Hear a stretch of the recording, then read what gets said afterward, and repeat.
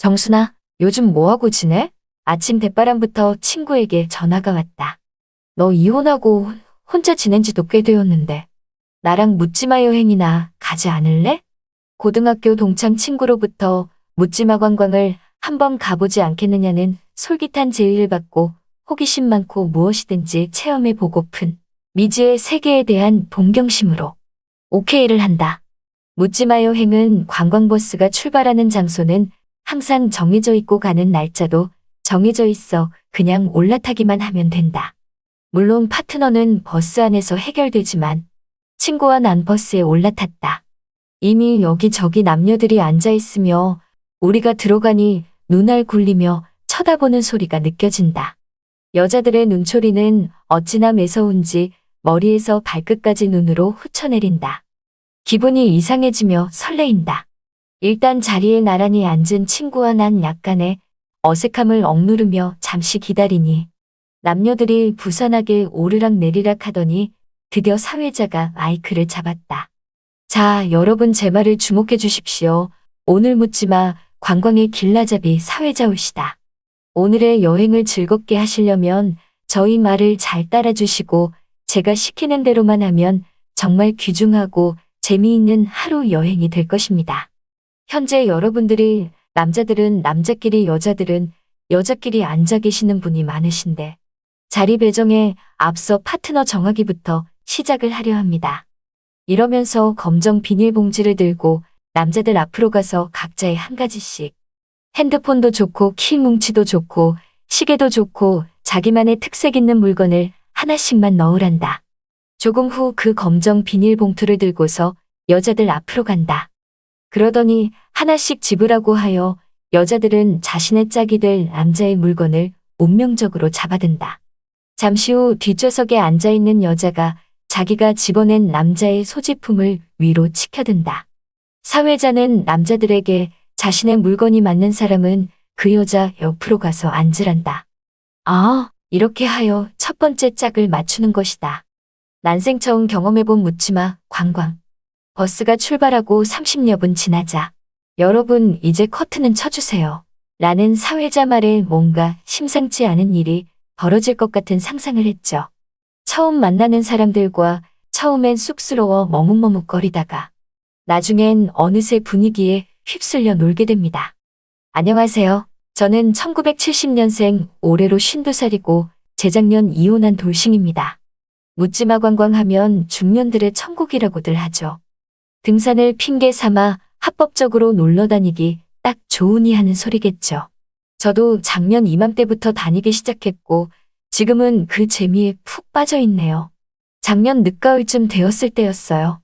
평소에 같이 자주 어울려 놀던 친구들이 있었거든요. 근데 여자들끼리 놀다 보니 온갖 이야기가 오갔는데 그중 하나가 묻지마 여행이었지요.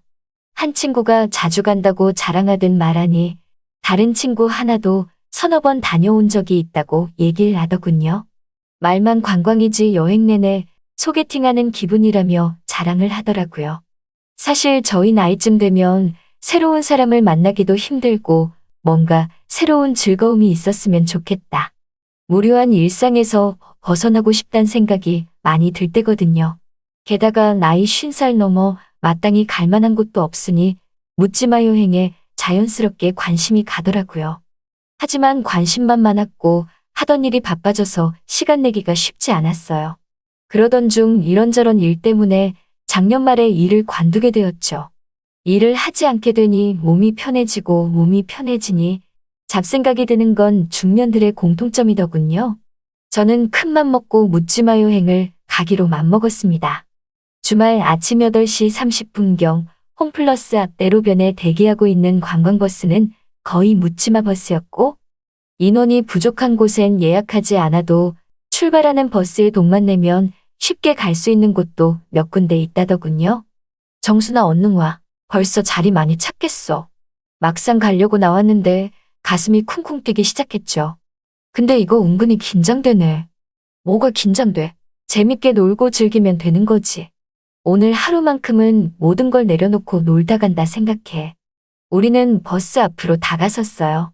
버스 문 앞에 서 있던 남자 한 명이 우리에게 말을 걸더군요. 나이는 40대 중후반 정도로 보였고 서글서글한 인상이었어요. 안녕하세요. 만숙 씨 친구분들 맞으시죠? 나는 그때부터 왠지 창피해져 점점 내 얼굴이 화끈화끈거리는 게 느껴졌어요. 여기 이 누님은 자주 뵙던 분이시고 이쪽 누님은 살짝 부끄러워하는 모습이 처음이신가 보네요. 그냥 내일이 없는 사람처럼 재미나게 놀면 되니까 걱정 마시고 올라가시면 돼요. 그리고 차에 타면 웬만하면 서로 떨어져서 앉으시는 게 좋고요. 그리고 곧장 버스에 올라 주위를 둘러보니 버스 안에는 벌써 남녀 20명 정도가 타고 있었다. 주변 사람들이 날 쳐다보는 시선이 꽤나 뜨겁게 느껴진다.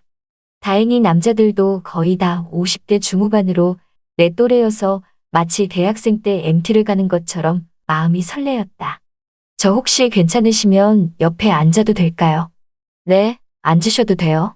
옆자리에 동석하게 될 남자가 소지품 뽑기로 정해지자 절 찾아왔더군요. 최대한 태연한 척했지만 무척이나 긴장되는 순간이었습니다.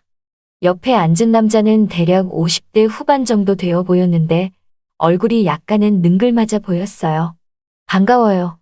네, 저도요. 그 남자와 간단히 인사부터 나눴어요. 잘생기진 않았지만 그렇다고 싫은 인상도 아니었죠. 약간 어색한 시간이 흐른 뒤 버스가 어느새 꽉 찼고 8시쯤 되니 출발하더군요. 다들 안녕하세요. 오늘 여러분을 모시게 된 미스터 정입니다. 옆에 혹시나 짝이 안 맞으신 분들 없으시죠? 혼자 계신 분은 지금 바로 말씀해 주시고요. 그럼 다들 쌍쌍이 앉으신 거 맞죠? 그럼 즐거운 하루 되시길 바라며 출발합니다. 그렇게 대충 짝이 맞추어지고 계속 차는 국도를 달리고 있었다. 가이드는 좌석마다 커튼을 치고 버스 내 불을 희미하게 켰다. 그리고 잔잔한 음악을 깔아 분위기를 맞췄다. 기사 아저씨, 목적지까진 얼마나 걸리죠? 한두 시간 정도요? 여러분 2시간 정도면 옆에 있는 분과는 친해지셔야 됩니다. 차가 출발하고 30여 분 지나자 신나는 뽕짝 음악이 흘러나오기 시작했어요. 잠시 뒤 고속도로에 들어가게 되면 남편 아내, 자식 잡생각들은 잠시 던져두시고요. 오로지 저한테만 집중해 주시면 됩니다. 잠시 뒤 버스가 고속도로에 들어서자 다시 사회자가 일어서고 음악 소리는 더욱 커졌어요. 사회자는 재미난 입담과 함께 오늘의 목적지와 자기소개를 했고 농담 몇 마디로 한층 분위기를 띄우더군요. 간단한 간식거리에 소주 한 병이 따라 나왔고 신나는 음악의 술기운까지 보태지니 분위기도 점점 더 달아올랐어요. 저도 조금 어색했었지만 옆에 남자와 소주를 한두 잔 했더니 긴장이 좀 풀리면서 편안해지더군요. 분위기가 흥겨워지니 벌써부터 일어나서 춤을 추는 사람들도 있었고요. 자, 이제 본격적으로 놀아보겠습니다. 제 말만 잘 들으시면 오늘 즐거운 여행이 되실 겁니다. 한동안 춤판이 벌어지더니 사회자가 다시 올라왔어요. 사회자의 말이 끝나니 음악도 새로운 노래로 바뀌었고요. 자, 이제 게임을 시작하겠습니다. 모두들 커튼 확실히 쳐져 있는지 확인 한번 해주시고요. 일단 남자분들은 제가 시키는 대로 해주세요. 시키는 대로 안 하시는 분은 벌금 5만 원입니다. 너무 이러지 마요. 부끄러워요. 허허허, 이런데 처음 오셨나 봐요? 사회자 시키는 대로 안 하면 벌금 내야 하는데 그냥 시키는 대로 하면서 재밌게 지내보자고요. 그럼 실례 좀 하고 들어가겠습니다. 역시 제대로 놀 줄 아시는 분들이 오셨네요. 그럼 다음 단계로 여자분들 차례입니다. 모두들 즐거운 시간 보내고 계시죠? 정신없이 놀다 보니 어느새 목적지에 도착을 했고 사회자가 다시 마이크를 잡았어요. 여러분, 오랜 시간 좁은 차 안에서 고생들 하셨네요. 차에서 내리셔서 점심 맛있게 드시고 즐거운 시간 가지세요. 예약된 식당으로 갔더니 점심 식사로 한 상 가득 음식들이 나옵니다. 가이드의 능력에 따라 다음에 다시 올련지 안 올런지 결정되는 순간이고 차 안에서 만난 파트너와 벌써 미운정 고운정도 쌓인 분도 계시니 한결 끈적해진 분위기로 1시간 정도 점심 식사 시간을 가졌습니다. 식사 시간 끝나고부터는 자유시간이었습니다. 미리 예약된 클럽에서 노래도 부르고 춤도 추고 마음대로 노시다가 오후 4시까지 여기 차량으로 오시면 됩니다. 지금부터는 자유시간이에요. 참 각자 알아서 후회 없이 즐기세요. 라며 가이드가 묘한 여운을 줬다. 처음에는 주저하고 망설이다. 이왕지사 여기까지 왔는데 나도 재밌게 한번 놀아보잔 마음을 먹으니 한결 편해졌다. 그렇게 두어 시간에 즐거운 시간을 가지게 되었고, 이름도 묻지 마, 사는 곳도 묻지 마, 연락처도 묻지 마. 이렇게 아무것도 묻지 않은 채 자연스럽게 4시에 맞춰 버스로 돌아가니 일행들도 하나 둘씩 모여들고 있었다. 사람들의 표정들을 보니 얼굴엔 다들 미소가 가득했다.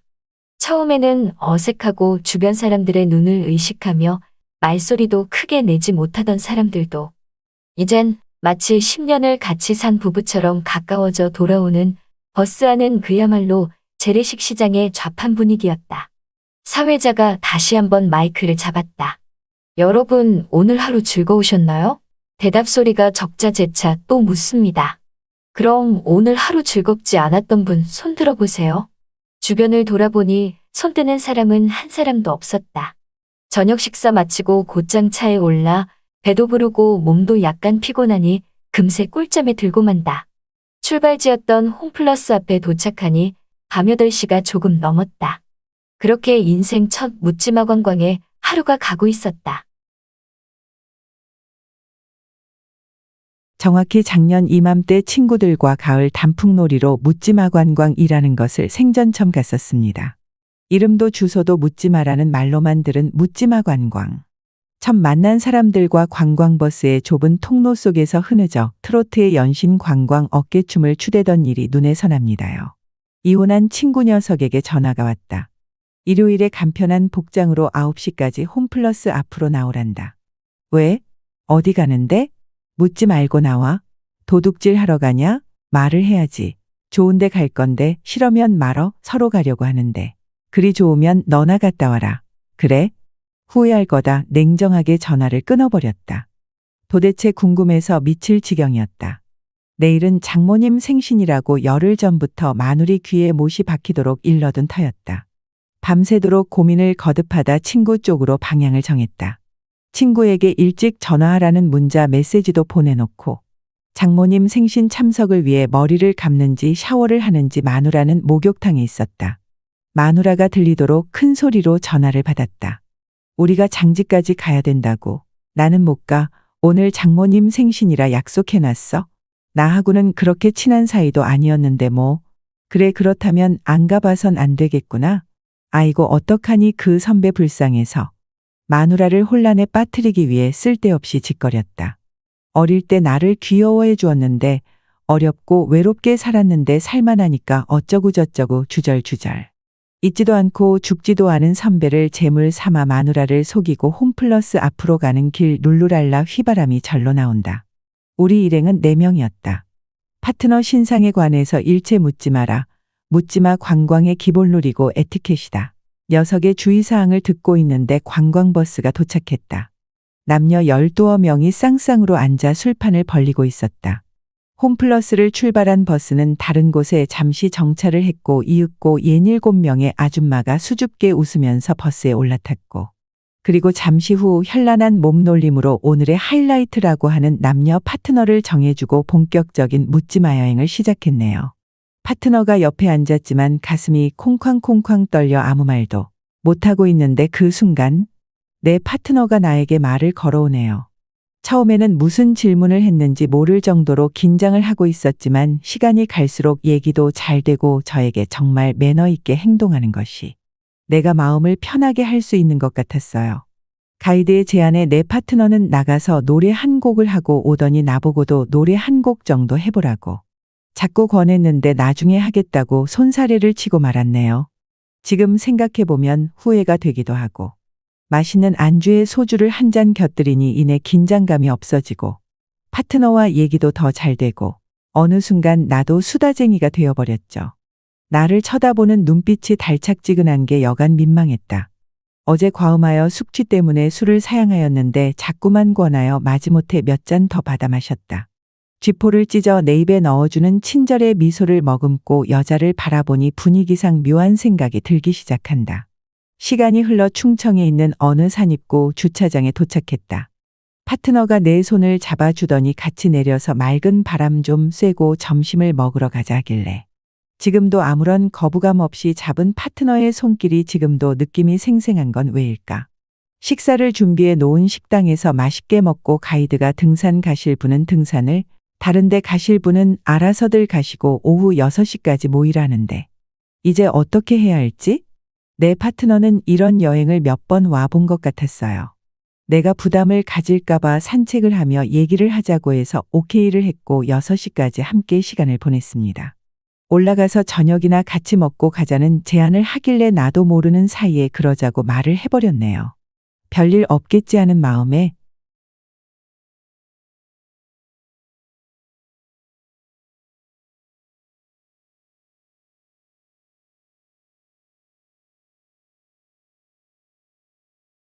오늘의 사연, 지금부터 시작할게요.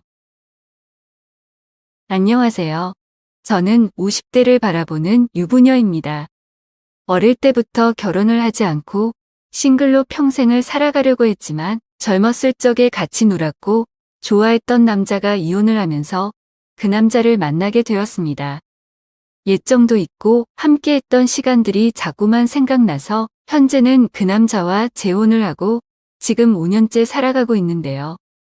남편과는 나이도 동갑이고 직장 생활도 비슷한 시기에 했지만 남편은 결혼을 하여 정상적인 가정을 이끌다가 애들 둘 데리고 이혼을 한 남자이고 저는 그때까지 처녀였답니다. 결혼식 할 때는 같은 직장이라서 어차피 직원들이 다 알고 있었고 남편과 다르게 저는 초혼이라 호텔에서 결혼식도 올렸죠. 물론 남편은 이미 결혼식을 한번 올린 사람이기 때문에 일부러 많은 사람을 초청하지는 않았고요. 그냥 친척들이랑 회사 직원들만 알 정도였습니다. 저희 부부는 결혼을 해도 워낙에 나이가 많아서 처음부터 아기를 낳을 생각은 하지 않았고요. 그냥 남은 인생 즐겁게 살다가 간다는 식으로 자식보다는 우리 둘만의 사랑으로 살아가고 있었습니다. 사실 남편이 결혼하기 전에는 저랑 알고 지낸 시간도 워낙에 길고 연애한 기간도 충분히 길긴 했지만 나이가 동갑이란 이유로 당시만 하더라도 결혼 상대로는 좀 거북하기도 했죠. 아무리 못해도 남자랑 여자 나이 차이가 서너 살은 나야 궁합이 좋다는 인식이 강했고 그래야 선도 안 보고 결혼을 한다고 하던 때였으니까요. 그래도 저희 둘은 워낙에 궁합이 좋아서 그런지 결혼해서 알콩달콩 재밌게 살았습니다. 나이는 비록 좀 먹었지만 결혼을 늦게 했고 아무래도 신혼이다 보니 신세대처럼 정말 재밌게 살았는데요. 문제는 남편이 공직에 있었기에 무엇보다 승진이 중요했거든요. 공직 사회의 승진은 정말 승진을 시켜주는 사람의 눈에 잘 보여야 되는 것이라 특히 저보다 더 많이 신경을 써줬거든요. 신랑이 남들보다 승진이 늦지는 않았지만 그래도 처음부터 빨라야 나중에 고위직까지 승진할 수가 있기 때문에 저희 부부는 그런 부분에서 욕심을 많이 내고 있었어요. 열정이 넘치는 사람들이라고나 할까요? 당시만 해도 돈을 쓰거나 백을 대거나 나름대로 노력을 해야 승진이 되지 일만 잘하고 열심히 노력한다고 승진이 되는 시기는 아니었죠. 승진 때문에 돈다발을 갖다 바치는 사람들까지 있었으니까 내부 경쟁이 얼마나 심했겠습니까? 승진의 키를 잡고 있는 해당 상무만 어떻게 잘 구워 삶으면 승진은 식은 죽 먹기라 할 수가 있었기에 상무님을 어떻게 할까 고민을 하던 시기였습니다. 남편의 승진에 대해서 신랑이 할 수 있는 일은 그저 열심히 일하는 것밖에 없고 사실 여자들이 더 많이 설치더라고요. 그게 바로 올바른 내조였던 것이죠. 집안에서만 잘 보필한다고 되는 게 아니라 남편의 바깥 사정까지도 훤히 꿰뚫고 있어야 그게 바로 내조 아니겠어요? 그래서 저도 여자라는 무기를 써먹기로 했습니다. 비록 나이 먹어 재혼인 남자와 결혼했지만 신랑을 위해 동기들보다 승진을 빨리 시켜야겠다는 욕심이 생기더라고요. 그래서 인사 권한을 가지고 있는 상무랑 식사도 자주 하고 술도 한 잔씩 하고 한 번씩 차 한 잔도 하는 등 친분을 쌓았습니다. 사실 이렇게 제가 바로 옆에서 적극적으로 나서서 도와줄 수 있었던 이유는 제가 여직원들 중에서 키도 크고 몸매도 날씬한 데다가 남자들이 좋아하는 글래머 스타일이라서 잘 먹혔기 때문이에요.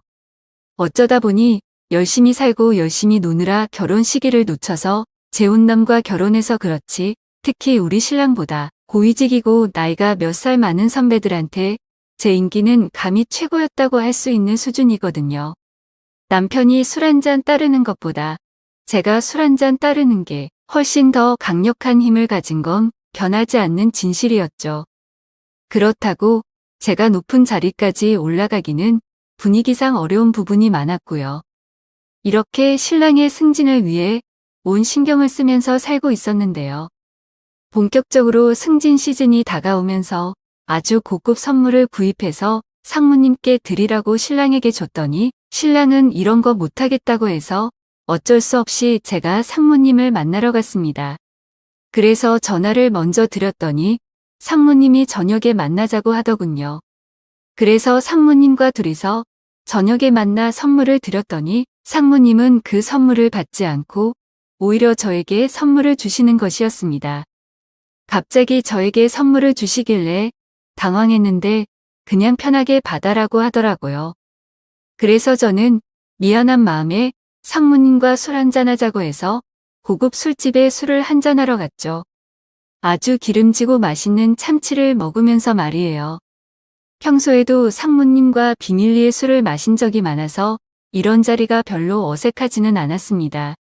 게다가 그날은 분위기 탓인지 아니면 맛있는 안주 때문인지 저도 술을 많이 마셨고 상무님도 술을 엄청 많이 마시더라고요. 그렇게 한참을 마시다가 제가 많이 취해서 상무님을 집에 모셔다 드리려고 택시를 잡아 같이 타고 집 앞에 갔는데요.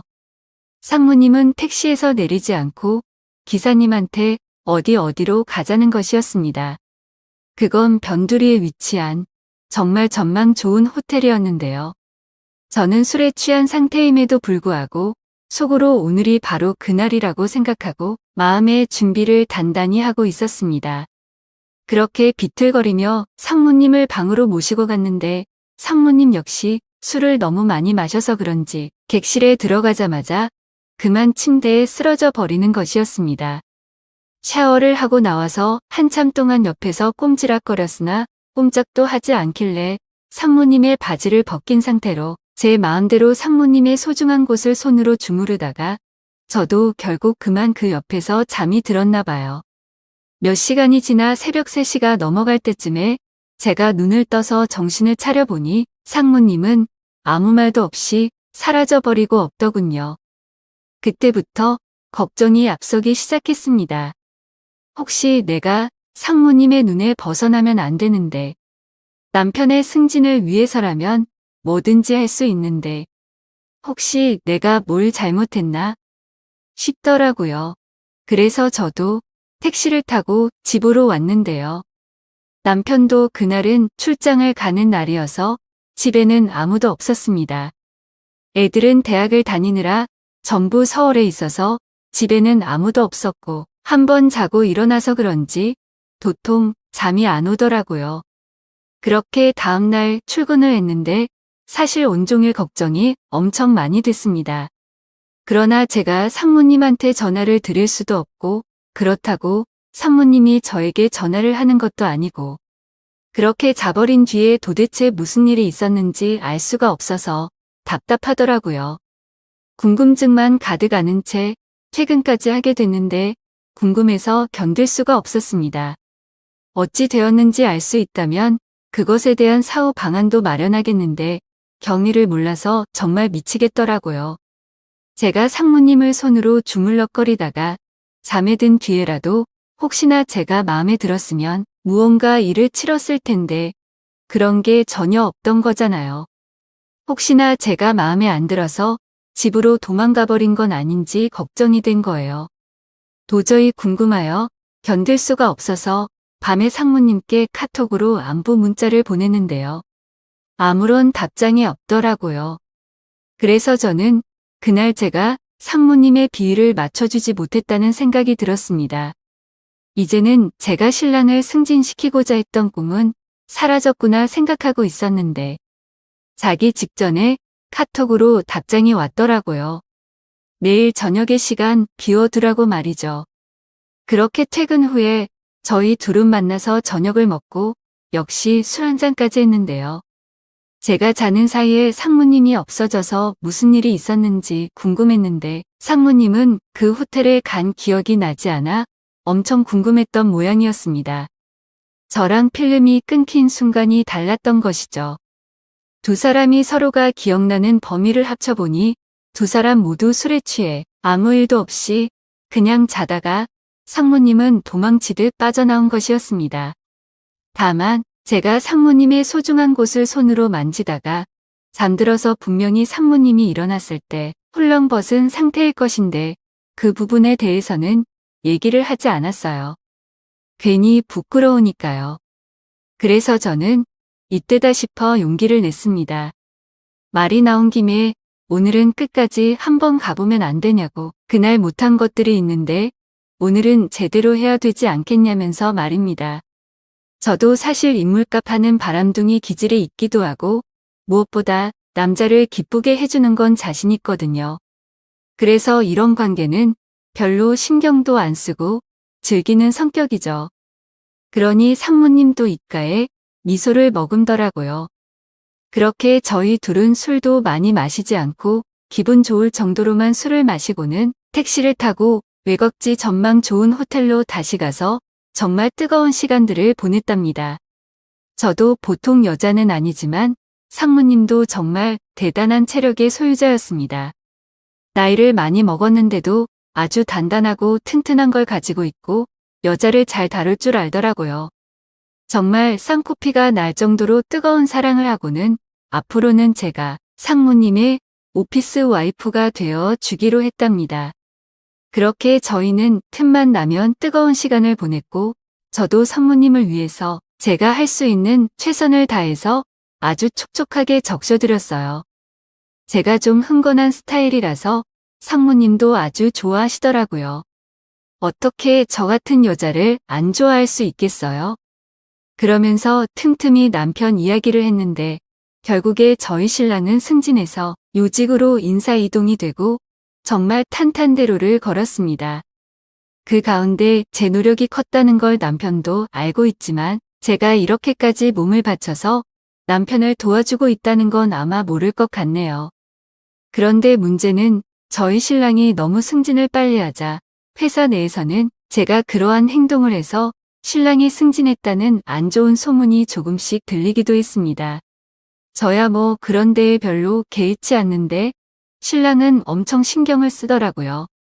그래도 워낙에 바쁘게 살다 보니까 크게 신경 쓰지 않고 현재는 임원을 바라보면서 열심히 살고 있고요. 저는 그 상무님의 권력이 유지되는 동안 옆에서 계속 보살펴드릴 생각입니다. 혹시나 다음에 또 제가 이용해 먹을 남자가 있다면 이번과 마찬가지로 끼를 발산할 생각입니다. 저의 매력적인 몸매 앞에서 무너지지 않는 남자는 없으니까요.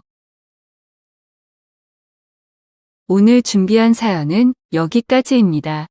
이야기 재밌게 들으셨다면 좋아요 한 번씩 부탁드리고요. 오늘도 좋은 하루 되세요.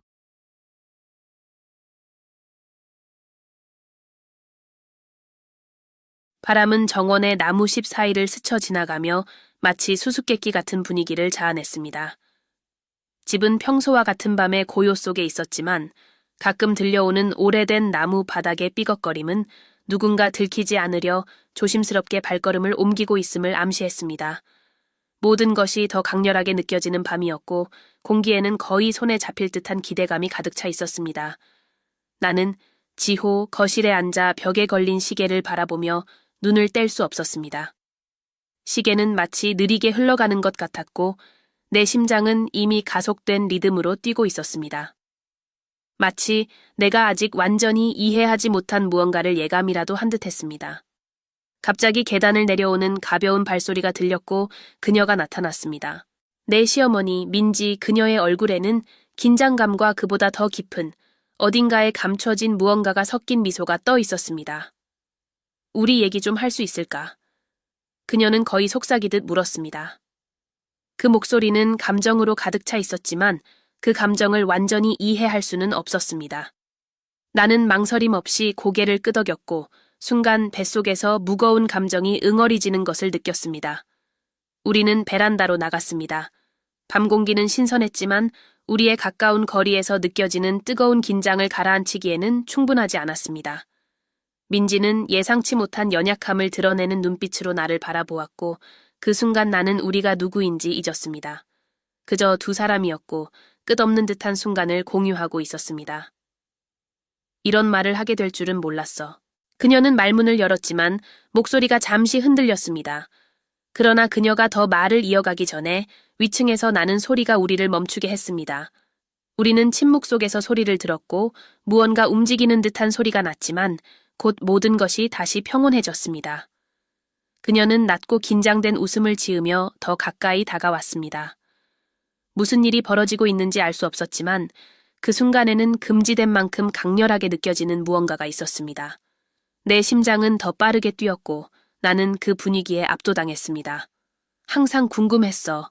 민지는 말을 이어갔습니다. 잠시 시선을 돌렸지만 이내 다시 나를 바라보며 이어갔습니다. 만약 모든 것이 달랐다면 어떻게 되었을까? 그녀가 말하는 방식, 그 말 속에 담긴 강렬함은 마치 오래 숨겨져 있던 비밀이 이제 막 밝혀지려는 것 같았습니다. 우리 사이의 열기가 점점 더 강렬해졌고 그 순간 희미한 별빛 아래에서 나는 이 대화가 내가 예상했던 것 이상이라는 것을 깨달았습니다.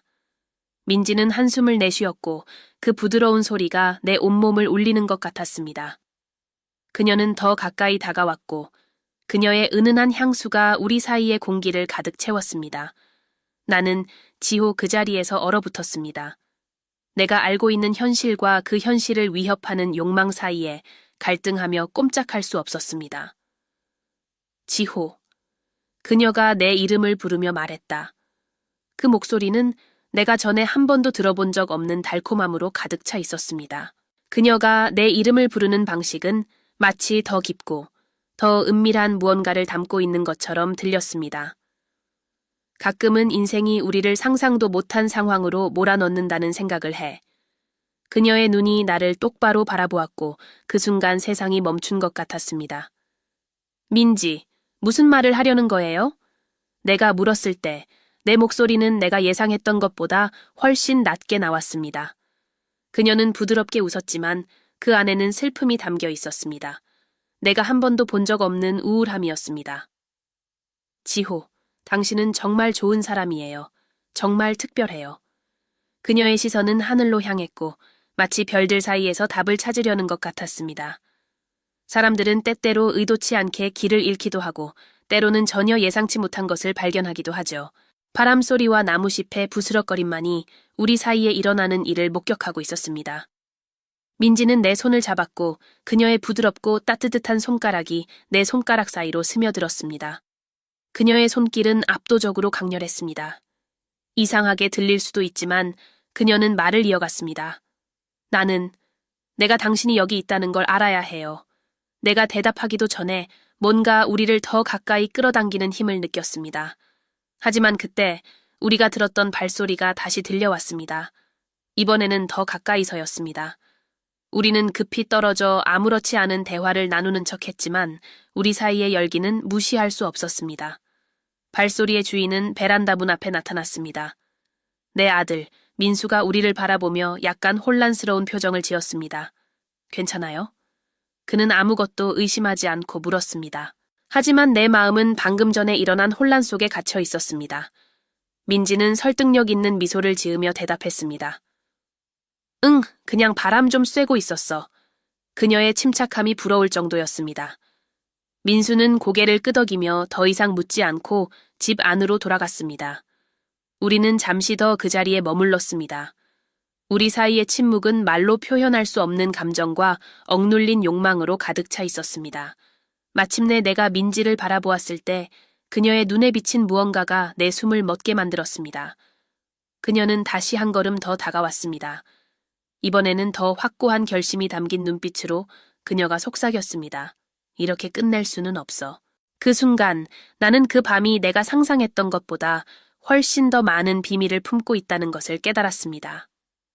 민지와 나는 그 자리에 멈춰 서 있었습니다. 밤은 우리 주위에서 평온하게 흘러가고 있었지만 우리 가슴 속에는 폭풍이 몰아치고 있었습니다. 긴장은 여전히 존재했고 우리를 보이지 않는 에너지의 장으로 연결하며 마치 뭔가 통제할 수 없는 일이 일어나기 직전처럼 느껴졌습니다. 나는 위험한 불장난을 하고 있다는 것을 알았지만 동시에 그 상황의 강렬함이 너무나도 거부할 수 없었습니다. 그녀 외에는 모든 것이 잊혀진 것 같았습니다. 지호. 그녀가 바람소리에 묻힐 듯한 낮은 목소리로 내 이름을 불렀습니다. 그녀는 내게 한 걸음 더 다가왔습니다. 이번에는 결단에 찬 눈빛으로. 만약 내가 당신이 필요하다고 말한다면, 늘 그랬다고 말한다면 믿어줄 수 있나요? 나는 할 말을 잃었습니다. 그녀의 고백은 예상치 못한 것이었지만 그녀의 말 하나하나가 내 안에 깊이 묻혀있던 무언가를 건드리는 것 같았습니다. 내가 스스로도 몰랐던 어떤 것을 말이죠. 민지. 내가 말을 시작했지만 그녀는 고개를 저으며 내가 무슨 말을 할지 이미 알고 있다는 듯 했습니다. 지금 대답하지 않아도 돼요. 그녀가 슬픈 미소를 지으며 말을 막았습니다. 그냥 알아줬으면 했어요. 이게 아무것도 바꾸지 않더라도요. 이어진 침묵은 무거웠습니다. 밤은 더 어두워진 것 같았고 주변의 그림자는 더욱 길어졌습니다. 민지는 천천히 뒤로 물러났습니다. 마치 한 발짝 한 발짝이 고통스러운 노력인 것처럼. 그녀는 집 안으로 들어갔고 나는 베란다에 홀로 남아 그녀와의 대화를 곱씹으며 서 있었습니다. 내 심장은 여전히 빠르게 뛰고 있었고 그녀의 손길이 내 피부에 새겨진 듯 생생하게 남아 있었습니다. 나는 마음을 가다듬어야 한다는 것을 알았지만 아무것도 옳게 느껴지지 않았습니다. 한때 웃음으로 가득했던 집이 이제는 위험한 비밀의 무대가 된 것 같았습니다. 나는 조심스럽게 발걸음을 옮기며 거실로 들어갔습니다. 민수는 소파에 앉아 텔레비전을 보며 주위에서 벌어지는 일을 전혀 모르는 듯 했습니다.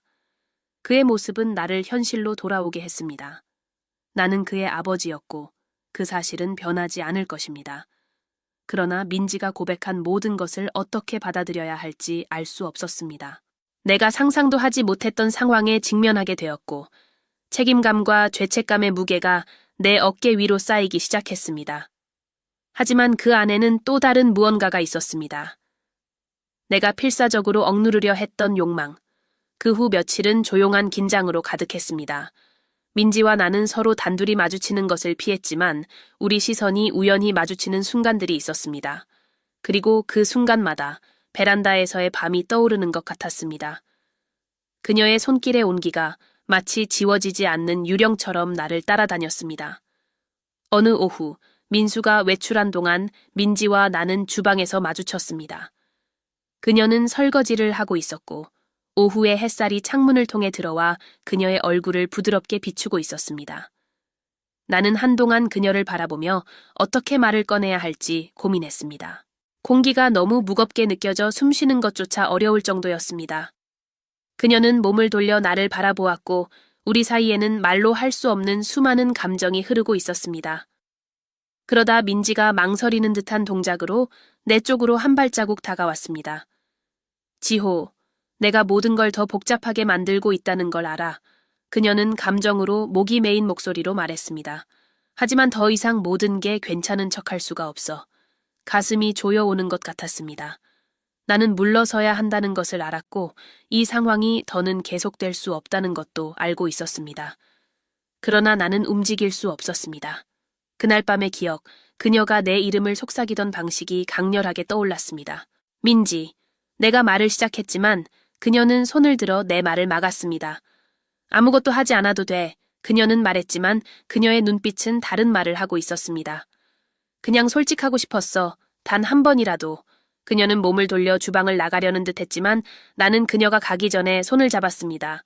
그녀의 손길은 따뜻했고 너무나 익숙하면서도 동시에 위험했습니다. 잠깐만, 나는 무의식적으로 말했습니다. 그녀는 천천히 몸을 돌렸고 우리의 시선이 다시 마주쳤습니다. 그녀의 눈에는 너무나도 많은 감정이 담겨 있었습니다. 고통, 욕망, 그리고 희망이라고도 할 수 있는 무언가가 뒤섞여 있었습니다. 그 순간 그녀는 경고도 없이 내게 한 걸음 더 다가왔고 우리 사이의 거리는 사라졌습니다. 내 심장은 미친 듯이 뛰었고 잠시 동안 나는 모든 것을 잊었습니다. 과거도 결과도 일어나서는 안 되는 모든 것들도. 그러나 그 순간 현관에서 나는 큰 소리가 우리를 멈춰 세웠습니다. 민수가 예상보다 일찍 집에 돌아온 것이었습니다. 민지와 나는 황급히 떨어져 마치 아무 일도 없었던 것처럼 행동했습니다. 그녀의 얼굴은 창백했고 아마 내 얼굴도 크게 다르지 않았을 것입니다. 민수는 아무 의심 없이 집 안으로 들어왔지만 그 순간의 위험은 우리 둘 다에게 분명했습니다. 나는 빨리 거리를 두어야 한다는 것을 깨달았습니다. 모든 것이 터져 나오기 전에. 그 후 며칠은 더 참을 수 없을 만큼 힘들었습니다. 나는 결정을 내려야 한다는 것을 알고 있었지만 어느 쪽도 쉬운 선택이 아니었습니다. 민지 역시 혼란스러워 보였고 그녀의 시선은 점점 견디기 어려워졌습니다. 아무리 우리가 피하려 해도 우리 사이의 연결은 부정할 수 없었습니다. 어느 날 그녀는 정원에서 나를 부르며 이야기를 나누자고 했습니다. 해가 저물어 하늘이 따뜻한 색으로 물들어 있었고 산들바람이 우리의 걱정을 잠시나마 덜어주는 듯했습니다. 그녀는 꽃이 핀 덤불 옆에 서 있었고 팔짱을 낀 채 그 어느 때보다도 연약해 보였습니다. 지호, 그녀는 나를 보지 않은 채 말을 시작했습니다. 아마도 내가 떠나는 게 나을 것 같아 일이 더 복잡해지지 않게. 그녀의 말은 나를 복부를 강타하는 주먹처럼 느껴졌습니다. 나는 그녀가 떠나지 않기를 바랐지만 그녀가 옳다는 것을 알고 있었습니다. 그게 가장 좋은 방법일 거야. 나는 마지못해 말했습니다.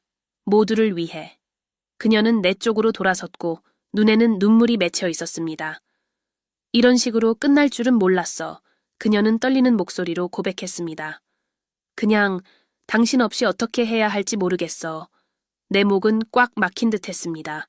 그녀의 말은 마치 내 감정의 메아리 같았습니다. 그러나 내가 대답하기도 전에 그녀는 다가왔습니다. 이번에는 방해도 소리도 없었습니다. 오직 우리 둘뿐, 우리가 느끼는 모든 것을 마침내 인정하며. 민지가 가까워지는 동안 시간은 멈춘 것 같았고 모든 이성이나 논리는 사라졌습니다. 남은 것은 오직 우리 사이의 감정뿐이었습니다. 나는 이 상황이 위험하다는 것을 알고 있었고 우리가 넘으려는 선은 결코 되돌릴 수 없다는 것도 알았습니다. 그러나 그 순간 그런 건 중요하지 않았습니다.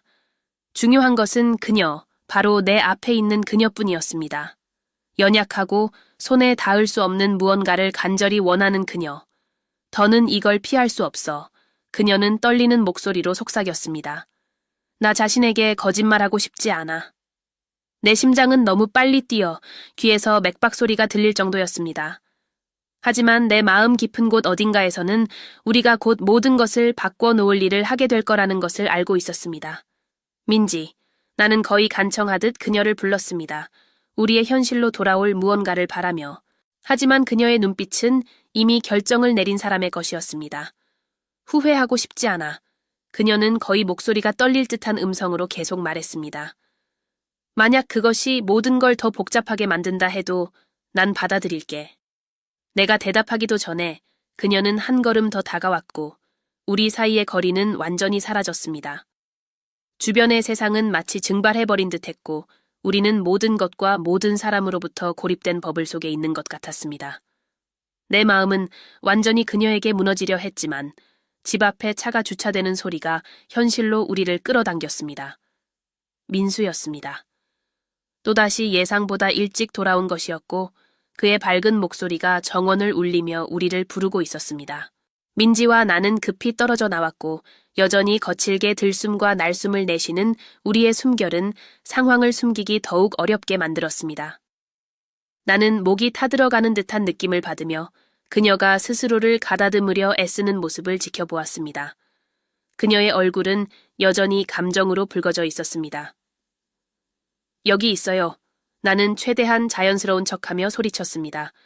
민지는 집 안으로 들어가기 전 나에게 마지막으로 한 번 더 시선을 던졌습니다. 그 눈빛 속에서 나는 가슴이 무너지는 듯한 감정을 느꼈습니다. 그것은 슬픔과 동시에 받아들임의 눈빛이었습니다. 우리는 서로를 향한 감정을 결코 쉽게 무시할 수 없다는 것을 알고 있었습니다. 하지만 우리가 빠져 있는 상황에서는 승자가 있을 수 없다는 것도 알고 있었습니다. 그 후 며칠은 고문과도 같았습니다. 민지와 나는 여전히 단둘이 있는 것을 피하려 했지만 운명은 우리를 계속 시험하는 것 같았습니다. 우리의 길은 끊임없이 교차했고 그럴 때마다 가슴을 후벼 파는 듯한 고통을 느꼈습니다. 긴장은 더욱 뚜렷해졌고 민수는 아무것도 모르고 평소와 다름없는 삶을 이어갔습니다. 그러던 어느 날 민지가 모든 것을 바꿀 결정을 내렸습니다. 그녀는 나를 불러 그동안 너무 많은 말을 삼켰던 정원에서 대화를 나누자고 했습니다. 그날 해는 이미 지고 있었고 하늘은 따뜻한 색으로 물들어 있었습니다. 부드러운 바람이 우리의 걱정을 잠시 덜어주는 듯 했습니다. 그녀는 꽃이 핀 덤불 옆에 서 있었고 팔짱을 끼고 어느 때보다도 연약해 보였습니다. 지호, 그녀는 단호한 눈빛으로 말을 시작했습니다. 그 눈빛은 내 숨을 먹게 했습니다. 나, 집을 나가려고 해. 내 심장은 아래로 꺼지는 듯 했습니다. 네가 떠난다고? 그녀는 고개를 끄덕였고 눈에는 눈물이 맺혀 있었습니다. 그래야 할 것 같아. 내 정신 건강을 위해서도. 그리고 네가 이런 복잡함 없이 네 삶을 계속 이어갈 수 있도록. 이게 더 나아. 그녀가 옳다는 것을 알았지만 그것을 받아들이는 것은 불가능해 보였습니다. 민지, 너 확실해? 그녀는 억지로 미소를 지으며 대답했습니다. 그 미소 뒤에 숨겨진 고통이 선명하게 보였습니다. 이게 옳은 일이야. 아무것도 망가뜨리고 싶지 않아. 네가 가족과 그리고 이 감정이 뭔지는 모르겠지만 그 사이에서 선택하게 만들고 싶지 않아. 무거운 침묵이 우리를 감쌌습니다. 그 순간 나는 소리를 지르고 반대하고 그녀에게 머물러 달라고 애원하고 싶었습니다. 그러나 그러지 못했습니다. 그녀의 손을 잡고 싶었지만 참았습니다. 대신 나는 고개를 끄덕였고 가슴이 찢어질 것 같은 고통을 느꼈습니다. 나는 절대 널 잊지 않을 거야, 지호. 그녀는 떨리는 목소리로 말했습니다. 그리고 언젠가 이 모든 것이 우리에게 의미를 가질 수 있기를 바라. 그녀는 돌아서서 자신의 물건을 정리하러 집으로 들어갔습니다. 나는 그 자리에 서서 그녀가 떠나는 것을 바라보며 우리가 공유했던 것이 결코 잊혀질 수 없을 것임을 알고 있었습니다. 그것은 결코 이루어질 수 없는 사랑이었고 남아있는 것을 지키기 위해 사라져야 했던 불꽃이었습니다. 그녀가 마침내 떠난 뒤 집은 텅 빈 듯 느껴졌습니다. 민수는 민지의 부재를 눈치챘지만 나는 내 안에 있는 고통을 절대 드러내지 않을 생각이었습니다. 나는 의무를 다하며 살아갔지만 우리가 공유했던 순간들이 계속 머릿속을 맴돌았습니다. 시간이 흘렀고 삶은 계속되었지만 내 안의 일부는 여전히 그녀에게 속해 있었습니다. 그것은 사랑이 선물인 동시에 저주가 될 수 있다는 쓰라린 교훈이었습니다. 사랑은 우리를 고양시키는 동시에 파괴할 수 있는 힘을 가지고 있었습니다. 비록 우리가 다시는 만나지 않을지라도 나는 그녀도 내 일부를 영원히 간직할 것이라는 것을 알고 있었습니다. 나 역시 그녀의 일부를 항상 간직하며 살아갈 것이고 그것을 다시 입 밖으로 꺼낼 일은 없겠지만 말입니다.